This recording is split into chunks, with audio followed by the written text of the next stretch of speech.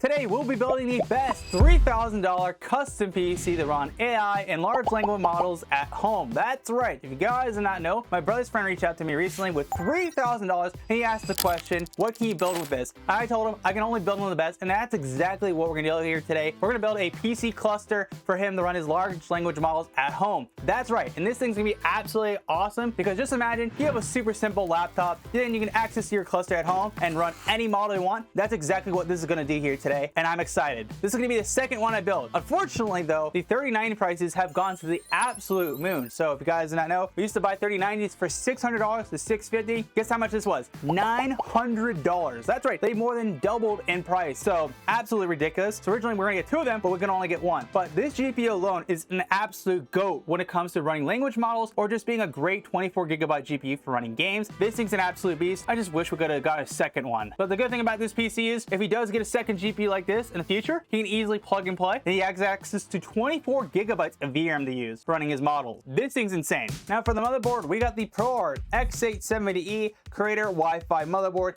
This is a $500 motherboard, but it comes with some premium features, especially the bifurcation, which is the most important reason why we bought this, especially if we want to add two 3090s down the line. Now why that's important is because the more GPUs you install in your PC, same thing with your SSD, you lose access to certain features because of bifurcation. Now the bifurcation is like a pipe. With a $100 motherboard, this is what it looks like. You don't really got rooms to wiggle around, right? So with a more expensive motherboard, you got more bifurcation, meaning a lot more information to be moved around. So that's why we bought this motherboard. It's that way we can get the full bandwidth of our 3090s and that 384-bit bus. This thing's gonna be absolutely amazing for our use case. And this thing is an absolute beauty because how premium she is. You can actually see right here, we have access to a Gen 5 slot with a nice quick easy latch mechanism, which we're not gonna use this, but we can because you can easily cool down the CPU really nice. We have our 16 byte slot, another 16 byte slot that's armored, so protect the GPU from any sagging. And the cool thing about these slots, if we use both of them, they will run at by 8 at both the slots, but that doesn't matter since they're both Gen 5 speeds, so they are blazing fast. And the awesome thing about this motherboard too, if he does upgrade his internet down the line, he has access to a 2.5GB port, 10GB network port, which is amazing if you want to download large models and run them on your PC. And he has tons of USB-C port, each one of these around 20GB a second,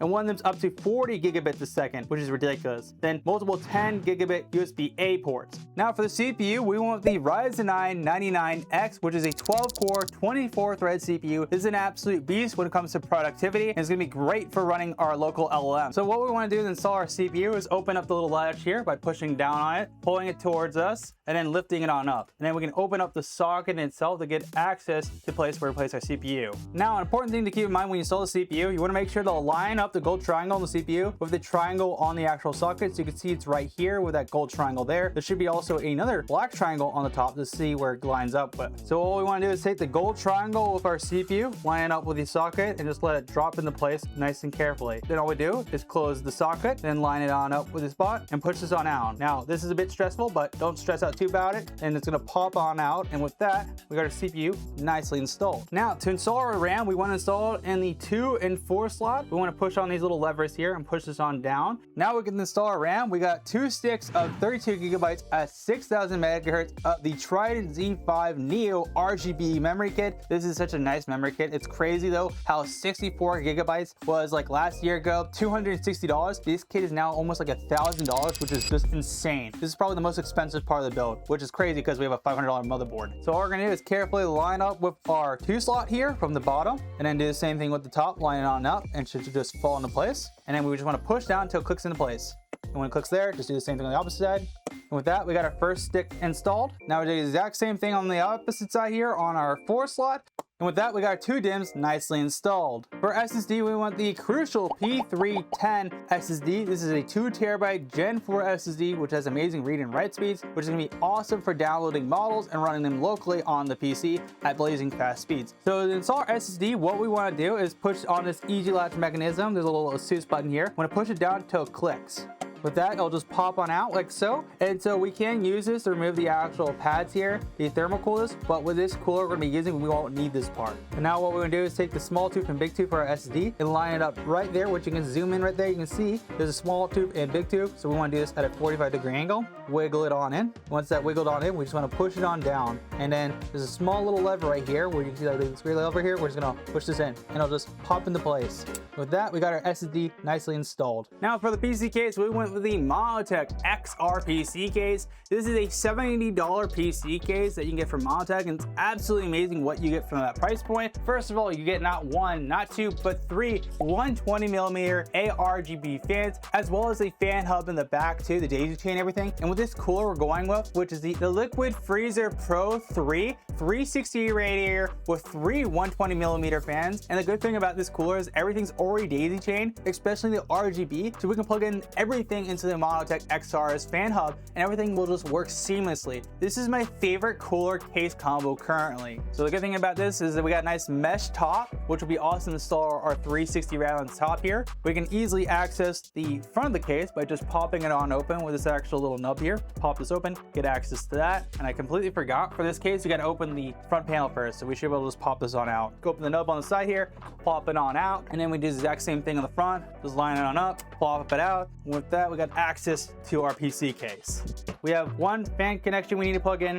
one ARGB connection, and we can daisy chain this with our PC case. So that way, all we have to do is plug in these two connections and all the fans will work and ARGB will work for our PC. So what we're gonna do is carefully take our motherboard and we're gonna line up the rear IO shield with the back of the PC case here. And best case scenario, I don't have to uninstall the rear fan because sometimes I have to do that with PC case for installation, but hopefully I won't have to do it this time.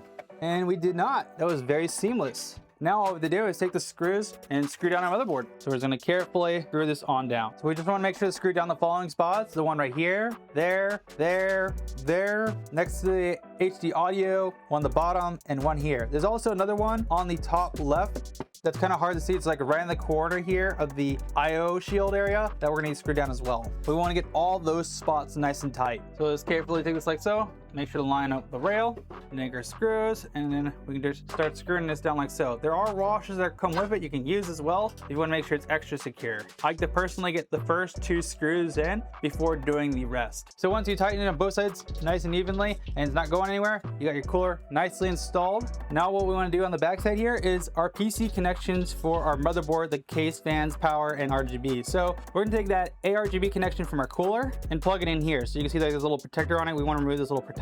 And once you remove that little piece, the protective piece, you'll have access to a nice ARGB 3-pin connection. Now we want to take the fan connection for a daisy chain and just plug it into this fan connection right here. And with that, all of our case fans are good and powered. And next up is our ARGB connection. Now the cooler is already installed, so it's gonna be a little bit harder to run the ARGB connection on the top. So we're gonna run the bottom one. And luckily I got this extension piece for ARGB connection. So all we do is take this little pin and we plug it into one side. We're just gonna plug this in nicely and so. And with that, we got a male ARGB connection. We can plug that into our daisy chain here, and with that we're good. And now we can run this opposite end to the bottom grommet. So it's gonna run this right here. The next thing we want to do is actually our power supply. So for our power supply, we got the Dark Power Pro 13 1600 watt power supply from Be Quiet. This thing's gonna be an absolute beast. This thing is very heavy and premium. I'm just gonna quickly say the box is crazy. This is like almost a $500 power supply. It's way more premium than the Corsair one I boxed recently. So we got access to every single power connection we need. Nice fan,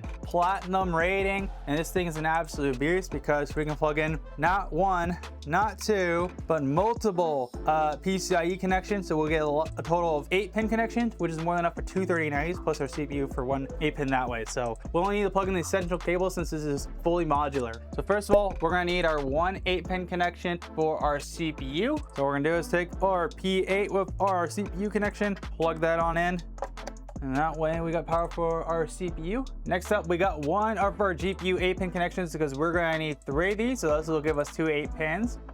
So we're just gonna plug another one into our PCIe connection. This will give us 4 8-pins. And now we just need one more, and we got 6 for two 3090s. And now with that, our power supply is all good to go, so we just need to install into our PC case. So what we want to do is make sure the fan is pointing down, and we want to just lift up any extra cable slack and just slip this on in. So the first thing we're gonna do is plug in our motherboard connection. All we're gonna do is run in this into the top grommet here. Then what we're gonna do is take that 24 pin and plug it right in here and plug it on in. It should click in the place when you got it. And with that, our 24 pin is nicely installed, which is awesome. So what we're gonna do next is install a 3090 into our top slot. Carefully line this on up to this PCIe slot and push it on in. And with that, our 3090 is nice and good. Now we're just gonna screw it on down so it doesn't go anywhere. With that nicely tightened, we're all good there. And now we can just plug in our power connections into a 3090, and then we just do the CPU power, and then we're good. Okay, essentially to reorganizing the cables, I've zip tied all these cables together. So if he has a second 3090, he has all 3 8-pins ready to go, which is awesome. And that way he can just like push in the extra slack when he doesn't have a 3090 in there right now. And he has the first one installed with the 3 8-pins. So what I need to do now is install the CPU 8-pin, and then we should be able to see if she boots. Okay, time for the moment of truth. Will she post with no issue, or is something gonna go wrong? That's the question we're gonna find out. So I am gonna unplug my wall PC right here from the HDMI. We're gonna plug this right into our 3090. Moment of truth. 3, 2, 1. Oh my gosh. That looks amazing. Oh my gosh, that looks awesome. Wait, the real question is, did we get the top fans working? No, we didn't. The cooler fans are not connected for some reason. Hold up. Okay, there we go. I fixed it. I got the RGB working on the whole PC. The reason was I was having an issue is that this actual fan cooler piece, if the pump piece is not on properly, the RGB doesn't work. So you gotta make sure this is on all the way, and that way it'll actually like give you an RGB signal. So it wasn't on there. Well, the good thing is the PC is all good to go for the customer. So what we're gonna do next is get reaction and get his honest thoughts about this PC. I'm just glad I got all the cables set for later for a second 3090 when he wants to add it, and we got enough space for another EVGA one, which will be awesome. It's a bit tight, but it'll be fine. So I got to next take some pictures, and then we're gonna get his reaction. But this thing can crush every single thing you throw at it. It's gonna be absolutely amazing, and I cannot wait until we get into second 3090 and we just install another one and just absolutely crush every model. It turned out absolutely amazing. So first of all, 3090 worked like a charm. 99X 12-core 24-thread CPU,